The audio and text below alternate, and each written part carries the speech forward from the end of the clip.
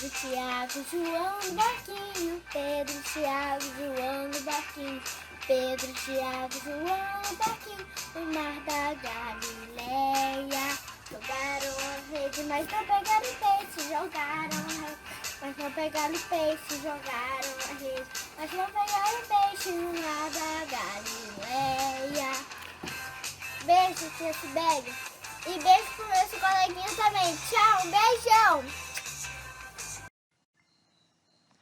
Graça e paz, crianças. Bom final de semana. Eu espero que vocês tenham tido uma semana abençoada, cheia da presença do Senhor. Eu quero convidar vocês a orarem junto comigo para que a nossa mente possa estar conectada com o coração do nosso Pai. Então, feche os olhos e vamos orar. Pai, em nome de Jesus, eu agradeço pela oportunidade de estarmos aqui oferecendo a nossa adoração, nosso louvor através deste culto infantil. Pedimos que o Senhor torne a nossa mente cativa a Ti e que o Senhor venha fazer morada nos nossos corações. Que nada venha tirar a nossa atenção. Que o Senhor possa abençoar cada pessoa que está do outro lado desta tela assistindo este vídeo, porque nós acreditamos que o Senhor pode fazer coisas maravilhosas, Senhor, mesmo através desta ferramenta que é um culto infantil através do YouTube. Amém? Crianças, nesses últimos dias, nós estávamos estudando o livro de Atos. O livro de Atos é escrito por Lucas. E Lucas, ele nos relata aqui neste livro como a igreja do Senhor Jesus, ela cresce, como ela se desenvolve. Mas, acima de tudo, nós vemos no livro de Atos a presença de um novo convertido, que é Paulo. E vemos ao longo deste livro como Paulo foi perseguido, como a igreja do Senhor Jesus foi perseguida. Contudo, apesar de muitos discípulos perderem a sua vida, apesar de muitas pessoas terem se tornado mártires e ter morrido em nome de Cristo, nós vemos muitas promessas do Senhor se cumprindo, falando das maravilhas que nós podemos fazer em prol das outras pessoas, curando, levando libertação, levando salvação. O Senhor Jesus, enquanto esteve na terra, nos falou que nós teríamos essas perseguições, que nós sofreríamos por conta do nome dele, nós sofreríamos por levar o evangelho, nós sofreríamos por querer pessoas curadas e libertas do pecado. E isso, crianças, é tão real hoje quanto era real no tempo do Senhor Jesus, enquanto ele esteve aqui no formato de carne, porque ele ainda vive. Mas hoje, além dele nos enviar o Espírito Santo, ele espera com que a palavra dele se cumpra para que ele volte e busque a sua igreja. Então, especialmente hoje, eu quero chamar a sua atenção para como você se preparar para esses momentos em que poderá haver perseguição, porque você ama o nome do Senhor Jesus, que poderá haver perseguição porque você quer fazer o que é certo diante dos olhos dele. Infelizmente, nós vivemos num tempo em que muitas pessoas não se preocupam em fazer aquilo que está dentro da palavra de Deus, ou mesmo sequer acreditam que Deus existe. Mas eu digo, conforme aquele louvor, que tão certo como o ar que nós respiramos, o Senhor Jesus está vivo e ele vai retornar para buscar a sua igreja. Então eu quero que, através do que nós vamos ler hoje na Bíblia, você se sinta, criança, fortalecido e ciente de que o Senhor Jesus cuida de você, mesmo você sendo criança, e que o Senhor Jesus pode usar a sua vida para alcançar outras vidas e para transformar essas vidas, seja uma pessoa doente, seja uma pessoa que esteja vivendo em pecado, seja porque uma pessoa está com angústia, não importa qual seja o problema ou a situação que a pessoa vive, o Senhor Jesus pode fazer com que a vida dela seja renovada, reestruturada e reedificada.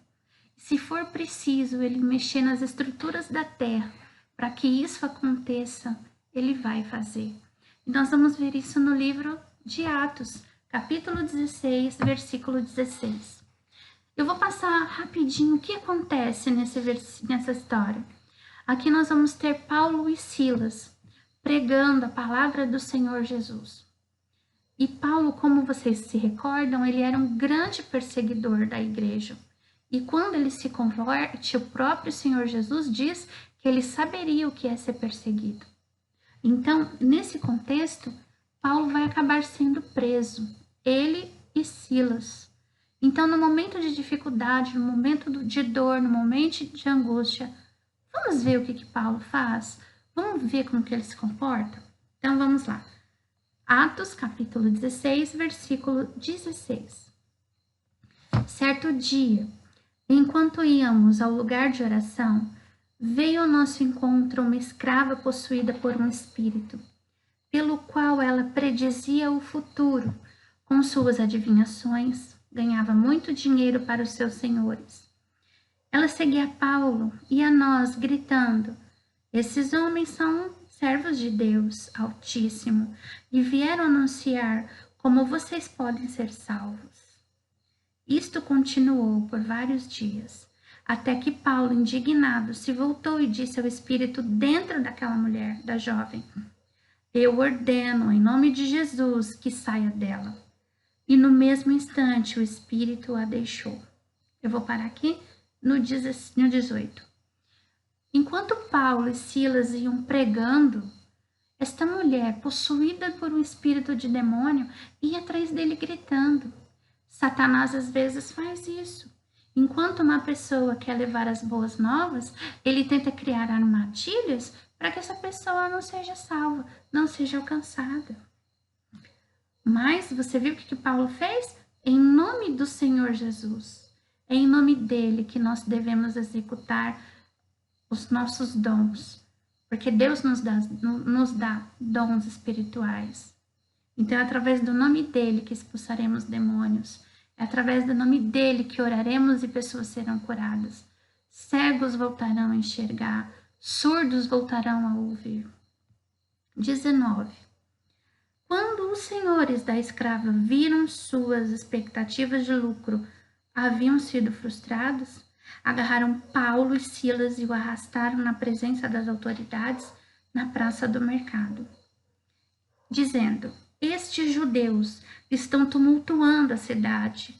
Gritaram para os magistrados: eles ensinam coisas e costumes que nós romanos não podemos seguir, pois contrariam as nossas leis.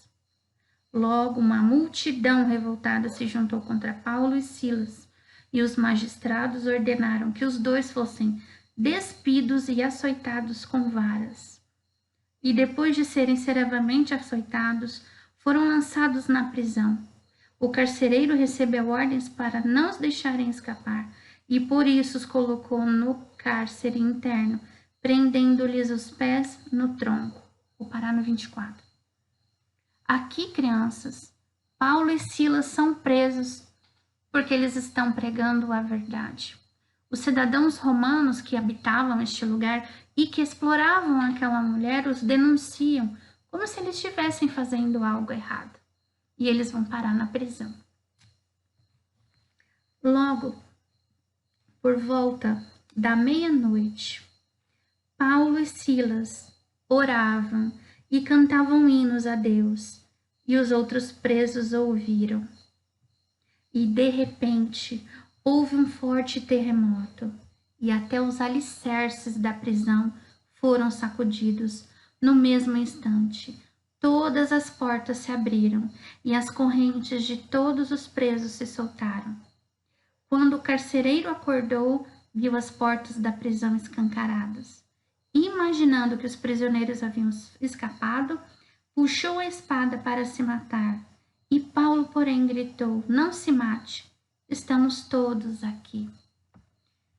O que acontece?